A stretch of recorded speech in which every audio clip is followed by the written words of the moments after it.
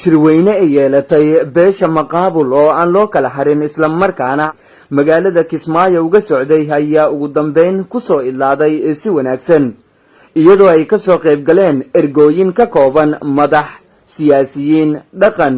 aqoon-yahan indhergarad haween iyo dhalinyaro haldooro ah hadallo u badnaa gubaabo wax sheeg tala soo jeedin iyo sidoo kale suugaan sida gabayo iyo buraanbur ayaa goobta lagu soo bandhigay وتلمان طريقيا لو تبيها في عان وتضاو شكوان كان يوم تتلالولا تياسر الله يوم ريتلا نغطاي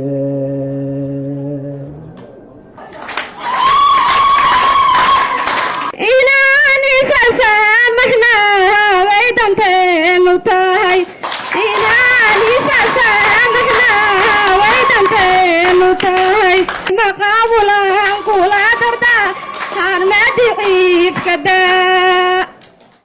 senator Ahmed Xaashi iyo suldaanka beesha suldaan Faarax suldaan Maxamed Cusmaan oo labaduba kamid ahaa dadkii madasha ka khudbeeyay ayaa waxyaabo badan ka yiri wadajirka iyo muhiimadda wada hadalka tolka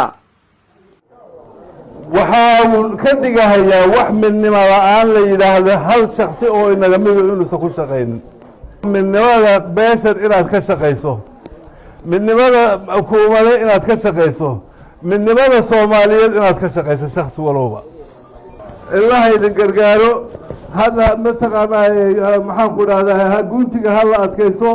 marta hal adkayso dib aynu u bilowno inaan halgan bilowno waa mahadsantiin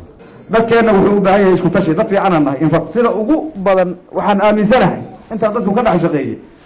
waxaan nahay dadka ugu wanaagsan ee la hogaamiyo beesha maqaamo rag iyo dumar dadkeena waa howlkar waa dad wanaagsan waa dad qofkii uu la mid yahay toban qof aan dhihi karo oo bulshooyinka kale hadday noqoto howlkarnimada iyo waxtarka iyo caqliga iyo garashada iyo ixtiraamka intuba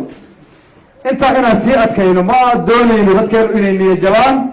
dadka hadda aan la dhaqanay heerka ay Soomaali ku nooshahay dadka ugu fiicanana dadka ugu fiican ayaana inta naga dhiman insha Allah taala waan dhamaystiranayna oo say ku dhamaystiri karna wada tashi is ixtiraam shirar badan oo ka dambeeya shirkan hadda jooga waad mahadsantiin mar labaad iyo mar saddexaad gabagabadii qodobo ay ka mid yihiin sidii loo xoojin lahaa nabadda masaaliixda iyo horumarka reerka ayaa laga soo saaray cabdinaasir ilkadigir ayaa saxaafadda ka hor akhriyay shirka waxaa ka soo baxay qodobo dhowr ah in beesha gundhig iyo asaas uga dhigto dhaqankeeda shareecada iyo dhaqanka suuban ee soo jireenka ah in beeshu xoojiso midnimada dhexdeeda ah oo udub dhaxaad uu yahay hoggaanka dhaqanka oo kaashanaya kaaliyaashiisa hoggaanka siyaasadda iyo qaybaha kala duwan ee beesha waxa uu shirweynaha ugu baaqayaa xubnaha beesha ee dal iyo dibad in isku tashi deegaanada beesha looga hirgeliyo waxyaabaha aasaasiga ah sida in kor loo qaado kaabayaasha caafimaadka waxbarashada iyo biyaha iyo waxyaabaha la midka beeshu waxay adkeynaysaa nabadgelyada iyada oo kula noolaanaysa beelaha dariska ah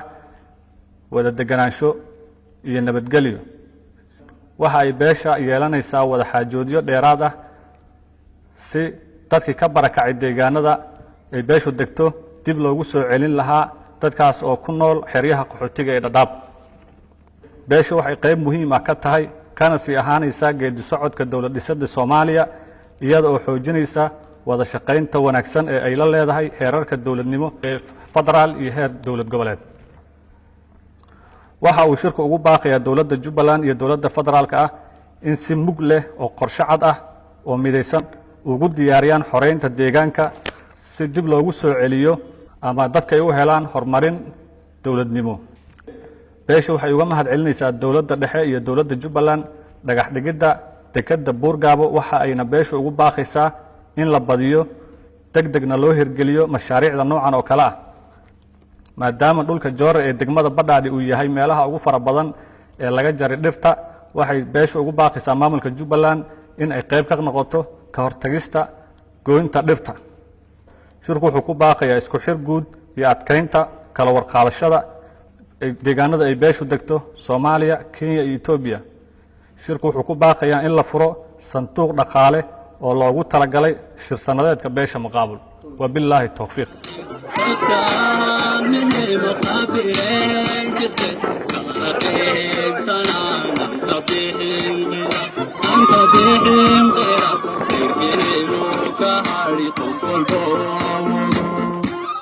Cabdullaahi Xuseen Kilaas, telefishinka caalamiga Ariel, Kismaayo.